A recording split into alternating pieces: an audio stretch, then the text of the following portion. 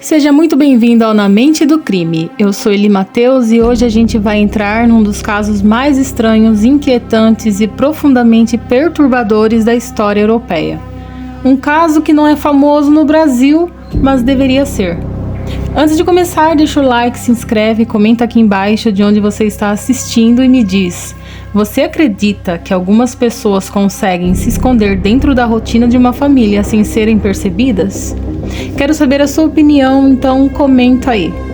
Porque hoje a gente vai destrinchar o caso Hinterkaifeck, uma fazenda isolada, uma família cercada por sinais estranhos e a presença de alguém que parecia observar tudo muito antes do acontecimento. Vamos começar entendendo quem eram essas pessoas. A fazenda Hinterkaifeck ficava na Baviera, uma região rural da Alemanha. Ali viviam 6 pessoas: o casal Andreas e a sua esposa, a filha deles, Victoria, os 2 filhos pequenos dela e uma funcionária que havia chegado literalmente no dia do acontecimento. A fazenda era isolada. Quando eu falo isolada, é isolada mesmo, sem vizinhança próxima, sem movimento e num período histórico que comunicação ainda era limitada. Isso cria um ambiente perfeito para tudo que veio a seguir. A propriedade tinha histórico de conflitos antigos com vizinhos mais distantes. Andreas discutia por linhas de cerca, passagem de animais e até barulho. Victoria vivia sob rumores insistentes, alguns envolvendo disputas judiciais sobre paternidade e comportamentos vistos como inadequados pela vila extremamente conservadora. Lembrando que a gente está falando de um ocorrido do século passado, especificamente no ano de 1922. Funcionários anteriores relataram desconforto constante na casa. Uma delas diz ter ouvido passos no celeiro durante a noite e pediu demissão no mês seguinte. O isolamento não era apenas físico, era também simbólico. A família era vista como fechada, o que sempre aumentou o clima de suspeita. A família tinha uma rotina rígida. Existiam tensões internas, mas nada extraordinário para a época. Victoria era conhecida na região e havia rumores sobre a vida pessoal dela, o que criou uma rede de suspeitas futuras. Andreas era muito rígido, personalidade forte, comportamento controlador. O clima emocional da casa era de tensão contida. O silêncio constante e a frieza afetiva criavam um ambiente onde qualquer interferência externa ganharia força psíquica. Casas emocionalmente austeras tendem a atrair olhares de pessoas com fantasias de invasão, domínio ou identificação. Quando a gente olha para a dinâmica familiar, percebe algumas fissuras. Agora presta atenção nessa parte, porque é aqui que o caso já começa a dar aquela sensação de que alguém estava tentando entrar no mundo daquela família muito antes de qualquer ato definitivo. Vizinhos relatavam luzes acesas em horários atípicos. A antiga empregada dizia que o celeiro tinha barulhos de gente quando todos estavam dormindo. Animais ficavam inquietos durante a madrugada. E quando a gente fala sobre vizinhos relatarem luzes acesas em horários atípicos, nós estamos falando de vizinhos que passavam por ali, porque a casa ela era muito isolada, mas tinha uma estrada onde se passavam carros e os vizinhos notavam que as luzes ficavam acesas em horários assim não muito convenientes. Pegadas misteriosas, pegadas indo até a casa sem retorno.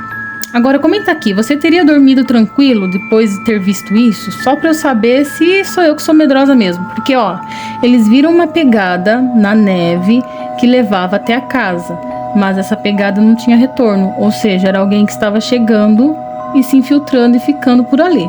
No sótão, eles ouviam passos, arrastos e nada era encontrado. A poeira do sótão não mostrava marcas, o que indica alguém experiente em se mover com cuidado ou usando superfícies que evitavam rastros. E aconteceu também um fato que foi encontrado dentro dessa residência, um jornal muito estranho, um jornal de Munique dentro da casa e ninguém tinha comprado esse jornal. Chaves sumiam, itens eram deslocados.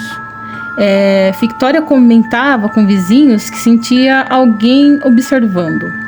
Essa sequência de eventos dá a sensação clara de que alguém estava testando os limites da família. Esse padrão de aproximação é típico de indivíduos com comportamento organizado, meticuloso e com necessidade de dominar mentalmente o ambiente antes de agir. O agressor já havia entrado, entre aspas, psicologicamente na casa semanas antes. Agora vamos para a noite, que mudou tudo. A vila passava por dias movimentados, o que tornava qualquer barulho menos suspeito. Alguém pode ter provocado sons específicos para atrair a vítima, que sempre investigava primeiro, que foi Andreas. Um membro da família traído ao celeiro. Isso indica que o agressor tinha controle emocional e planejamento. A funcionária recém-chegada estava na casa, ela chegou exatamente no dia do ocorrido. A sequência dos fatos demonstra planejamento. O comportamento do agressor sugere estudo detalhado da rotina. Ele sabia a ordem exata em que cada membro reagiria a um estímulo. É aqui que essa fazenda deixa de ser apenas um caso e vira um labirinto psicológico. Produtos alimentares foram consumidos, o agressor usou roupas da família, camas foram reviradas como se alguém tivesse dormido nelas. Comida reaparecia reaquecida. A lareira ficava acesa diariamente. A polícia acreditava que o agressor circulava entre a casa e celeiro durante a madrugada. Esse comportamento é um dos mais perturbadores, porque ele entrou na casa, ele cometeu o ato de agressão contra todas as pessoas que estavam lá. E depois ele ficou lá por dias, olhe lá se não for semanas. Temos aqui algumas observações. Ele permaneceu no local por muito tempo, depois de ter cometido o delito. Permanecer no local é apropriação simbólica total. É o gesto de quem quer viver a rotina do outro, assumir a posição do outro. Estruturas assim aparecem em quadros de identidade extremamente fragmentada. É a manifestação máxima de invasão psíquica. Agora a gente vai falar sobre os caminhos que nunca se fecham nessa investigação. Alguns vizinhos viram fumaças na chaminé e acharam que a família estava apenas ocupada. 2 vizinhos juraram ter visto uma figura masculina perto da mata dias antes. Um ex-empregado afirmou que o sótão tinha barulhos constantes como passos lentos. Outra ouviu alguém respirar atrás de uma porta vazia do celeiro. Agora a gente vai falar sobre o ex de Victoria, que é o Lorenz. Lorenz tinha histórico de ciúmes intenso. Acreditava que o filho mais novo de Victoria era dele. Ele entrou na casa no dia da descoberta e mexeu na cena como se soubesse onde estavam as coisas. Demonstrou calma incomum para a situação. Só que também surgiram outros suspeitos. Vilarejos ilegais atravessando a Baviera naquela época, criminosos itinerantes, homens que trabalhavam sazonalmente em fazendas da região. A investigação virou um quebra-cabeça desmontado, porque assim, tinham muitos suspeitos e nenhuma prova. Agora a gente vai falar um pouquinho sobre o perfil do agressor. Ele tinha alguns traços possíveis que a gente pode estar observando e analisando aqui, que é um controle extremo, vigilância prolongada, porque ele vigiou aquela casa durante muito tempo, ritualização, fixação por vida familiar, um ego frágil, fantasias de substituição, identidade podre ou fragmentada, capacidade de isolamento prolongado sem perder o foco, sabia se movimentar em silêncio absoluto, podia ter histórico de rejeição social severa. Como a gente não sabe quem quem foi o algoz, por isso que a gente diz, podia ter histórico de rejeição social. Estrutura esquizoide ou paranoide organizada, fantasia de pertencimento territorial. E teve também algumas motivações psíquicas que são possíveis, tá? Nada confirmado. Identificação distorcida com a família, estrutura paranoide, ritual de apropriação simbólica. Em todos esses cenários, o ponto comum é um ego frágil. Até hoje, essa fazenda continua sendo um caso que desafia a razão.